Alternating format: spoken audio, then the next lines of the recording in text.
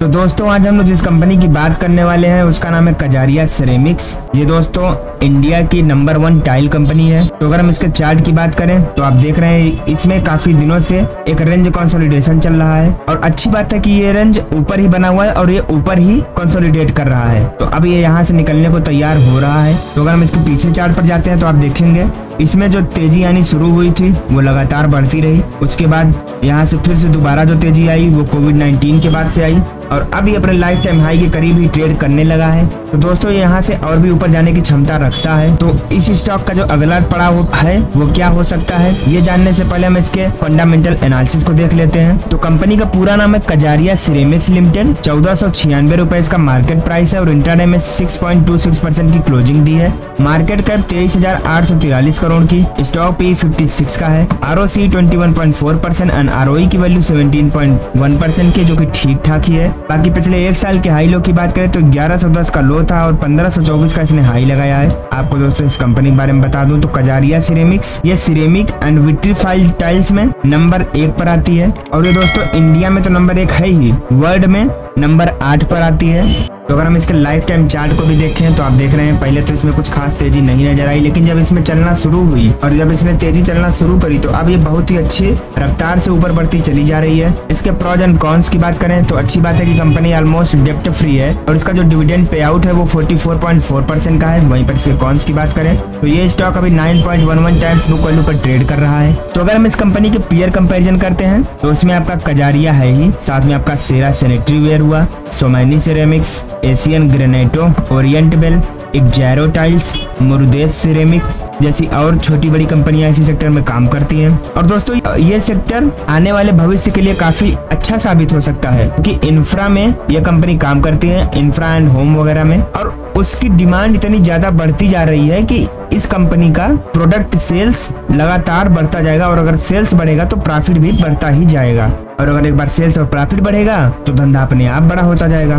बाकी अगर हम कजारिया के क्वार्टरली रिजल्ट्स की बात करें तो इसका जो सेल्स ग्रोथ है वो मार्च 2021 में 953 करोड़ का था, मार्च 2022 में 1102 करोड़, मार्च 2023 में 1205 करोड़ और मार्च 2024 में 1241 करोड़ का रहा। वहीं पर नेट प्रॉफिट की बात करें तो जहां मार्च 2021 में 131 करोड़ का प्रॉफिट, मार्च 2022 में 97 करोड़, मार्च 2023 में 111 करोड़ और मार्च 2024 में 104 करोड़ का अच्छा प्रॉफिट भी रहा। वहीं पर अगर हम इस कंपनी के लॉन्ग टर्म प्रॉफिट लॉस की बात करें तो इसका जो सेल्स ग्रोथ है वो मार्च 2013 में 1583 करोड़ का रहा, मार्च 2017 में 2550 करोड़, मार्च 2021 में 2781 करोड़ और मार्च 2024 में 4578 करोड़ का रहा। वहीं पर नेट प्रॉफिट की बात करें तो जहां मार्च 2013 में 108 करोड़ का प्रॉफिट, मार्च 2017 में 254 करोड़, मार्च 2021 में 309 करोड़ और मार्च 2024 में 432 करोड़ का बहुत ही शानदार प्रॉफिट भी देखने को मिला है। यानी कि इस कंपनी में लगातार ग्रोथ बढ़ती चली जा रही है। इसके स्टॉक के CAGR की बात करें तो यह कंपनी पिछले 10 सालों में 18% की रेट से, पिछले 5 सालों में 21% की रेट से, पिछले 3 सालों में 15% की रेट से और पिछले 1 साल में 19% की रेट से बढ़ती चली जा रही है।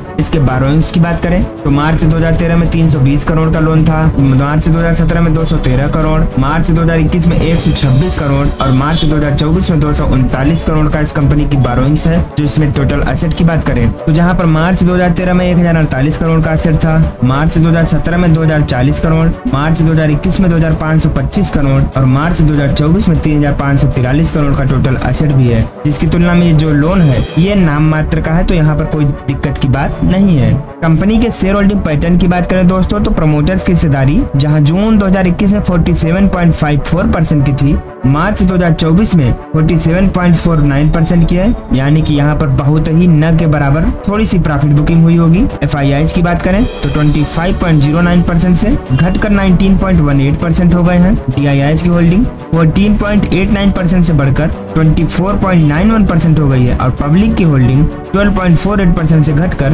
8.43% हो गई। यानी कि देखा जाए तो सबसे अच्छी जो हिस्सेदारी वो प्रमोटर्स की है, तो कंपनी पर भरोसा किया जा सकता है। तो अगर हम कजारिया कजारिया सिरेमिक्स के फोरेंसिक एनालिसिस करते हैं तो इसमें आपको 10 पॉजिटिव संकेत, 2 न्यूट्रल और 5 नेगेटिव संकेत देखने को मिल जाएंगे। जैसे कि अच्छी बात है कि कंपनी के ऊपर कोई खास लायबिलिटीज नहीं है। कंपनी के प्रमोटर्स ने अपने शेयर्स प्लेज नहीं किए हैं। रिटेल्स की जो होल्डिंग है वो भी ठीक है, क्योंकि रिटेलर्स यहाँ पर अपना पोजीशन बेच रहे हैं, यानी कि जितना पहले से ही कम है उसमें और भी कम कर रहे हैं। बाकी प्रमोटर्स ने पिछले 90 दिनों में अपना कोई भी पोजीशन बेचा नहीं है। अदर इनकम इनकी अच्छी आ रही है। डेप्रिसिएशन का कोई इफेक्ट नहीं पड़ रहा है प्रॉफिट पर। रेवेन्यू लगातार अच्छा काम कर रहा है। कंपनी के शेयर प्राइस की बात करें तो पिछले 10 सालों में अर्निंग्स बढ़ रही है। वर्किंग कैपिटल अंडर कंट्रोल है। कंपनी का जो डेप्ट है वो भी मैनेजेबल है, कोई ऐसा खास डेप्ट नहीं है, यानी कंपनी ऑलमोस्ट डेप्ट फ्री है। और आरओसी की जो स्ट्रेंथ है वो भी लगातार बढ़ती चली जा रही है। कंपनी का जो बैलेंस शीट है वो न्यूट्रल है। कैपेक्स वर्सेस आरओसी की बात करें तो थोड़ा डाउन रहा है। आरओई का जो ट्रेंड है पिछले 10 सालों से थोड़ा नेगेटिव है। और करंट वर्सेस हिस्टोरिक वैल्यूएशन की बात करें तो पिछले 3 सालों में थोड़ा सा यहाँ पर भी डाउन रहा है। बाकी अगर हम कजारिया सिरेमिक्स के मार्केट शेयर की बात करें तो कजारिया के पास लगभग 15% का मार्केट है टाइल्स के सेगमेंट में। इसके रेवेन्यू की बात करें तो इसका जो प्रोडक्ट है tiles more than 88%, plywood 8.2%, sanitary ware faucets 2.6%। Operating profit की बात करें तो टाइल्स वाले बिजनेस से इसका सबसे ज्यादा प्रॉफिट आता है 99% का एंड 1% अदर्स। इसके टाइल्स का अगर हम ब्रेकअप करते हैं तो उसमें ceramic wall and floor tiles more than 34%, glazed vitrified tiles 32%, polished vitrified tiles 15.4% and 18.5% others. Tiles की अगर मैन्युफैक्चरिंग का ब्रेकअप करते हैं, own manufacturing tiles 55.5%, outsourcing 23.8% and joint venture जो है वो 20.7% की, यानी कि ये कंपनी कुछ प्रोडक्ट अपना बनाती है, कुछ आउटसोर्स करती है यानी विदेश से मंगाती है, और कुछ बनाती भी है और विदेशों से भी मंगाती है, यानी कि जॉइंट वेंचर है उनका, मिल के काम करते हैं। तो अगर हम इसके एसेट का ब्रेकअप करते हैं तो टाइल्स में 72.7% का एसेट है एंड 27.3% है अदर्स। तो दोस्तों हम इसके चार्ट पर वापस आ चुके हैं। आप देखेंगे इसमें बहुत ही शानदार तेजी नजर आई है, लेकिन पिछले 2 सालों में ये स्टॉक एक रेंज में ही फंसा रहा, लेकिन अब इस रेंज का भी ब्रेकआउट हो रहा है और अब ये अपने ब्रेकआउट के एकदम करीब ही है। तो यहाँ से ऊपर निकलने के साथ ही इसमें जो सबसे पहला टारगेट है वो 1800 का लेवल देखने को मिल सकता है। उसके बाद अगर ये यहाँ से भी प्राइस एक्शन बनाते हुए फिर ऊपर निकलता है तो जल्द ये 2100 के आसपास ट्रेड करता नजर आएगा।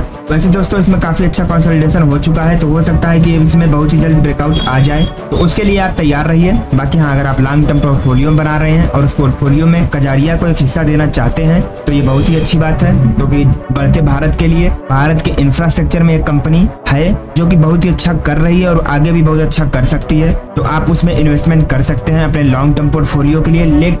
लेकिन दोस्तों कोई भी इन्वेस्टमेंट करना हो तो एक बार खुद के एनालिसिस जरूर कर लीजिएगा और वीडियो को लाइक करके कमेंट में जय श्री राम लिखना मत भूलिएगा।